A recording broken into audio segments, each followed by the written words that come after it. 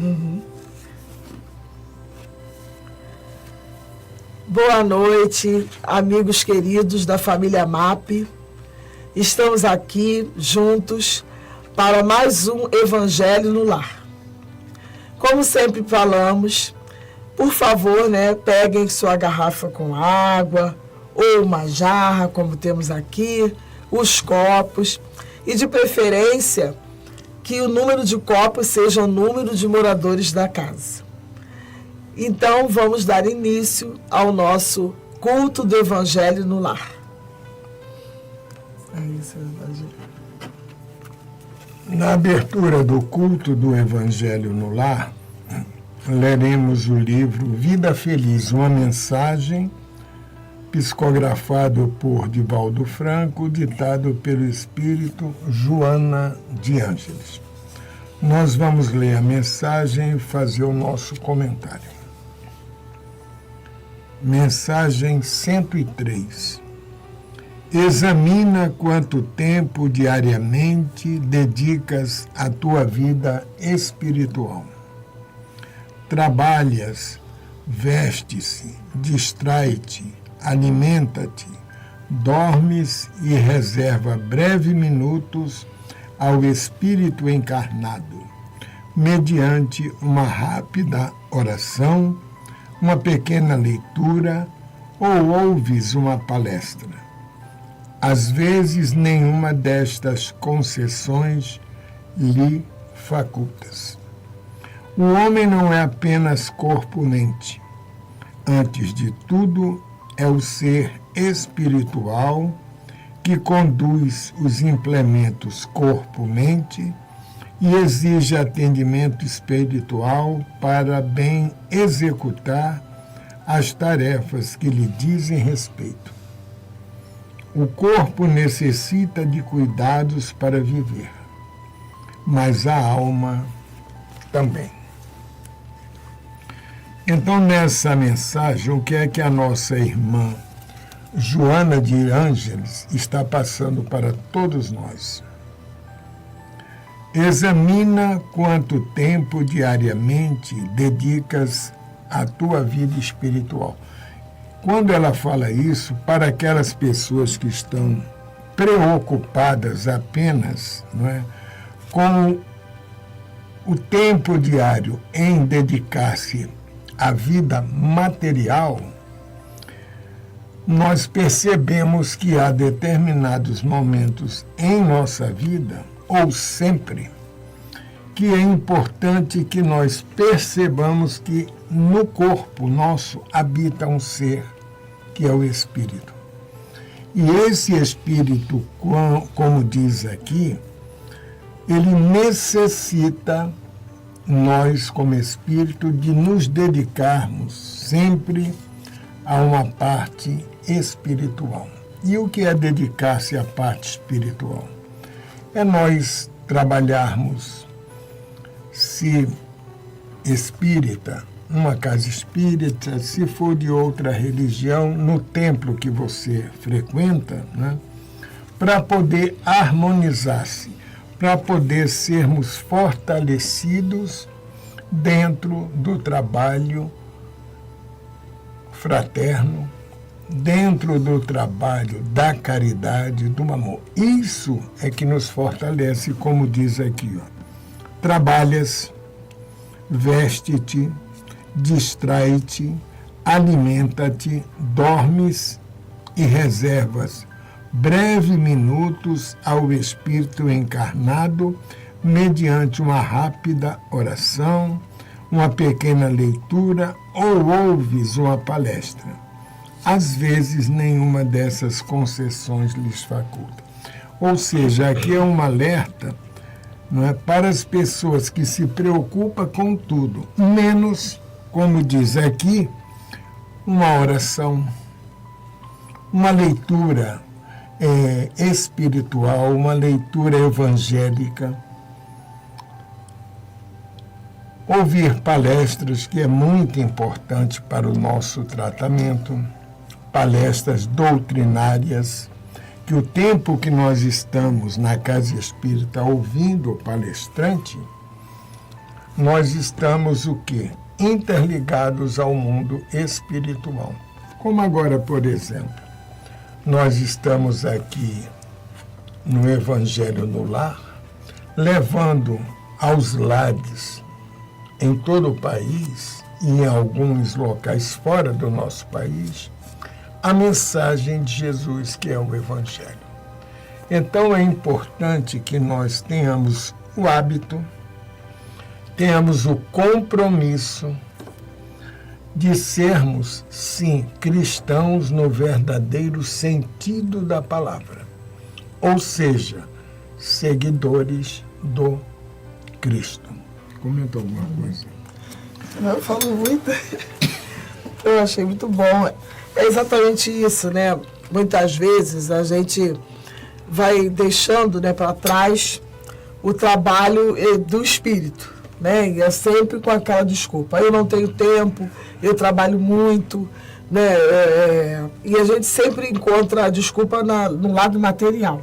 Eu agora não posso, amanhã eu vou, e a gente vai sempre empurrando para frente. E por que isso? Porque vai chegar o momento que nós seremos chamados para cuidarmos do lado espiritual, porque nós somos espíritos, né? Nós aprendemos na doutrina espírita que nós somos espíritos vestindo temporariamente um corpo de carne. E que nós estamos aqui para evoluirmos espiritualmente. Então, precisamos de desenvolver esse lado do espírito, que é como foi explicado agora. Tá bom? Agora, nós percebemos, até no Evangelho, nos mostra que até Jesus, que tem a sua tarefa, vamos colocar assim, as suas responsabilidades, para fazer uma comparação conosco, que nós sabemos que ele está muito acima das tarefas, compromissos. Mas a gente fala assim só para nos situarmos. A sua vida entre nós de 33 anos, como nós o conhecemos, toda dedicada ao trabalho espiritual. A gente percebe em qualquer parábola dele, ele nunca está ligado ao lado material. Porque ele sabe que nós, no nosso estágio de um mundo de provas e expiações, nós espíritos estamos muito ligados à matéria. E ele deixa o exemplo de que podemos e devemos, porque estamos no mundo material. Agora, nós temos que ter a consciência, como Joana de Ângeles comenta, não é? Como aqui, ó, o corpo necessita de cuidados para viver, mas a alma também. Então, esses cuidados que nós temos com o nosso corpo, todo esse processo, nós temos que lembrar que o corpo é uma doação de Deus que tem um período, vamos dizer assim, útil, ou um período de vida material, mas que nós espíritos continuamos.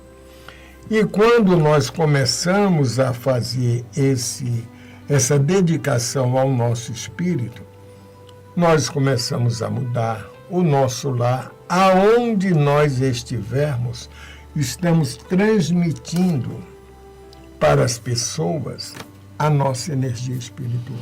Exatamente. Isso é o fundamental. Mas para isso, aqui nos alerta, o homem não é apenas corpo-mente. Antes de tudo, é o ser espiritual que conduz os implementos corpo e mente. E exige atendimento espiritual para bem executar as tarefas que lhe dizem respeito. Então, até as tarefas materiais, ela necessita que o espírito esteja bem, não é? Para poder nós sabermos como doar, para nós termos a consciência de que o meu espírito estando bem, o meu corpo também estará. É isso que nós comentaremos e comentamos na mensagem que lemos há pouco. Bem, e a nossa mensagem de hoje, né, de o Evangelho, você tem que pegar o seu, é o capítulo, quem tiver o Evangelho em casa, nós vamos ler o capítulo 5, o item 14. Deixa eu trocar óculos. É o suicídio e a loucura. Né? Infelizmente, é um tema ainda presente nas nossas vidas. Né? Só que do tema, eu vou ler o item 15, o suicídio e a loucura. Eu vou ler o item 15 e o item 17. Não vou ler todo, não. E nós vamos fazer um breve comentário. Aí o item 15 fala assim: o mesmo ocorre com o suicídio. Postos de lado os que se dão em estado de embriaguez e de loucura, aos quais se pode chamar de inconscientes, é incontestável que tem ele sempre por causa um descontentamento, quaisquer que sejam os motivos particulares que se lhe apontem. Ora, aquele que está certo de que só é desventurado por um dia e que melhores serão os dias que hão de vir, enche-se facilmente de paciência. Só se desespera quando nenhum termo divisa para os seus sofrimentos. E que é a vida humana com relação à eternidade, senão bem menos que um dia. Mas para o que não crê na eternidade e julga que é com a vida tudo se acaba, se os infortúnios e as aflições o acabrunham, unicamente na morte vê uma solução para as suas amarguras. Nada esperando, acha muito natural, muito lógico mesmo, abreviar pelo suicídio as suas misérias. Aí o item 17, eu só vou ler um pedacinho. O Espiritismo ainda produz sob esse aspecto outro resultado igualmente positivo e talvez mais decisivo. Apresenta-nos os próprios suicidas a informar-nos da situação desgraçada em que se encontram e a provar que ninguém viola impunemente a lei de Deus, que proíbe ao homem encurtar sua vida. Aí eu vou parar por aqui. Vamos parar por aqui? Eu não sei, né? Às vezes pode ter ficado um pouco complicado o pular, né? Mas vou dizer o seguinte. Nós aprendemos, né, em todas as religiões, né, só no Espiritismo, né? O suicídio é visto como crime, né, aos olhos de Deus. Só a Deus cabe só a Deus cabe o termo das nossas vidas. Só Deus sabe. Mas nós sabemos que isso existe, né? Que ainda existe na nossa vida, que muitos de nós podemos já ter tido, inclusive, a ideia de cometermos, né? Ou atentarmos contra a própria vida. E o que o Espiritismo, então, traz de informação para nós? Que foi isso que eu pensei hoje. Pensamos nisso. O que nós podemos falar a respeito disso? Primeiro, uma coisa importante que a gente aprende é que, normalmente, quem comete o suicídio, ele sofre um assédio espiritual muito forte. Então, é assim, os espíritos que a tudo veem percebem naquela pessoa a forte tendência em não suportar os males da vida ou as desgraças da vida. E percebem porque aquela pessoa, né, tem como característica o quê? Pensar muito na morte, pensar muito no auto-suicídio. Então, certos espíritos, né, inimigos nossos, muitas vezes, ou não, se aproximam e lentamente, gradualmente, às vezes durante muitos anos, ficam induzindo, relembrando, revivendo aquela ideia. Por que você não se mata? Por que você não acaba com a sua vida? Acaba com tudo e termina. E muitas vezes, se a pessoa tem uma ideia, né, material da vida, qual é essa ideia? Morreu, acabou? Morreu, né? Só vive essa vida aqui, morreu, acabou. Ela fica acreditando no quê? Na falsa crença de que, ao cometer o suicídio, tudo se acaba. E nós aprendemos na doutrina espírita que a maior decepção do suicida é descobrir que não morreu. Outra informação que ele fala aqui, né? O espiritismo ainda produz, sobre esse aspecto, outro resultado igualmente positivo. Por quê? Porque nós temos na literatura espírita os depoimentos dos espíritos que cometeram suicídio. E todos eles, né, afirmam o grande sofrimento que é depois do ato. Porque o espírito não morre, fica revivendo a cena que levou àquele ato e o sofrimento que ele trazia fica mais agravado ainda. Mas, além disso, eu me lembrei de uma história que eu acho que eu já contei aqui, vou contar rapidamente. Um maquinista foi procurar Chico Xavier totalmente transtornado e angustiado. Ele então falou para Chico que ele havia atropelado 3 pessoas e que essa cena não saía da cabeça dele. E ele então contou a Chico que ele viu na linha férrea, ele viu do trem, né, da onde ele estava, da cabine, ele viu uma mulher deitada sobre a linha férrea e 2 homens, sendo que um segurava os ombros dela, enquanto o outro amarrava as pernas dela. Ao ver aquela cena, ele fez de tudo para parar. Mas vocês sabem que não é tão fácil assim e, infelizmente, ele atropelou as pessoas. Só que, para a surpresa dele, quando então chegou a perícia, só encontraram um corpo. Não havia, e ele ficou sem entender onde estavam os 2 corpos, porque os outros 2 corpos, ele tinha certeza de ter visto 3 pessoas, 2 homens e uma mulher. E aí ele fala, né, Chico, eu fiz de tudo, eu não queria ter atropelado aquelas pessoas. E Chico, né, na sua mansidão, no seu carinho, fala para ele, acalme-se, meu irmão. Você viu 3 pessoas, mas só uma foi atropelada. Aí ele pergunta, mas como, Chico? Ele aí disse, 2 eram espíritos que já acompanhavam essa irmã há muito tempo e que a induziram, que colaboraram para que ela cometesse aquele ato. Então ele viu a cena, espiritualmente falando, mas só havia realmente a mulher sob a linha férrea. E Chico disse para que ele se acalmasse, que ele orasse por todos eles e que seguisse o seu caminho, né? Porque ele não teve a intenção de fazer aquilo. E por que então estão trazendo esse exemplo? Né? Para verem, ele conseguiu ver, o espírito estava tão materializado que ele conseguiu ver, esse maquinista, esses espíritos, para mais uma comprovação do quanto que uma pessoa sofre de assédio, né? Para chegar a este ato.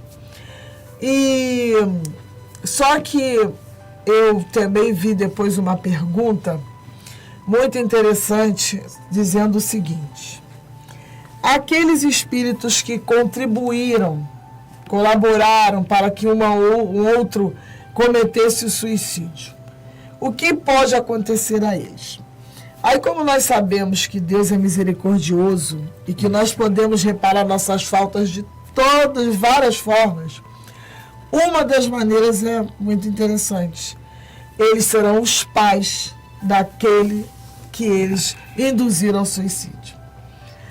Então, todas essas informações, são um pouco, né, que a gente traz aqui, todas essas informações nos ajudam a entender muito o porquê da vida, porquê de certas situações, né, que nós procuramos prestar atenção, às vezes, nos nossos entes queridos, às vezes temos ao nosso lado alguém que tem essas ideias, então que a gente procure buscar ajuda, às vezes precisa até de ajuda profissional mesmo, né, uma ajuda de um técnico, mas porque nós sabemos, né, que a gente fala assim, por que fulano fez isso, por que se matou, por que cometeu esse ato, mas a pessoa está sofrendo muito, muito mesmo, e acha e vê no termo da vida que o sofrimento vai terminar, e não é assim. Aí se eu vou falar alguma coisa. Só completando o que a nossa irmã falou, A doutrina vem nos mostrar as consequências do ato que nós fazemos. No mundo espiritual, e às vezes começa do lado de cá mesmo, não é? Agora, com esse alerta, se nós pudermos divulgar, não é? Passar adiante essas informações e ficar atentos se um parente nosso, alguém da família ou vizinho está assim pensando, vamos lá conversar com ele e mostrar, como ela falou aqui, Ana Júlia, as consequências dos seus atos, ok? É só isso que nós gostaríamos de completar. Então vamos nos despedindo, vamos fazer a nossa prece, para juntos depois bebermos a nossa água. Senhor Jesus, querido amigo, mais uma vez pedimos, Senhor, que abençoe a todos os lares que aqui conosco estão conectados. Senhor Jesus, abençoe a cada lar representado aqui e que todos nós possamos beber dos seus ensinamentos, assim como dessa água, Senhor, que temos a certeza que está com o remédio de que precisamos. Abençoe as famílias brasileiras, abençoe as famílias dos outros países, Senhor. E que possamos, no próximo domingo, estarmos juntos novamente para falarmos sobre Ti. Que assim seja. Então vamos beber a nossa água, que assim seja. Muita paz.